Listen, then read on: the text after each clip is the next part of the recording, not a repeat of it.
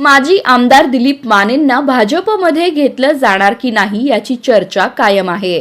आता अशात मानेंच्या भाजप प्रवेशाचा निकाल उद्या लागण्याची शक्यता वाढली आहे। सविस्तर बातमी पाहूयात।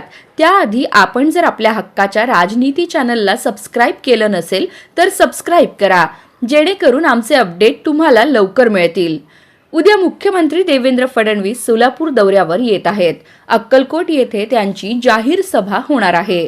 या दौऱ्यात माजी आमदार दिलीप माने यांच्या भाजप प्रवेशाबाबत महत्त्वाचा निर्णय होण्याची शक्यता व्यक्त केली जात आहे। बदलत्या राजकीय घडामोडींमध्ये माने यांच्या पुढील पावलाकडे संपूर्ण जिल्ह्याचं लक्ष लागलं आहे। दरम्यान कृषी उत्पन्न बाजार समितीच्या निवडणुकीदरम्यान माने पालकमंत्री जयकुमार गोरे, मुख्यमंत्री देवेंद्र फडणवीस आणि अक्कलकोटचे आमदार सचिन कल्याण शेट्टी यांच्या संपर्कात आले। कार्यकर्त्यांच्या बैठकीनंतर त्यांनी भाजपमध्ये प्रवेशाचा निर्णय घेतल्याची माहिती मिळत आहे।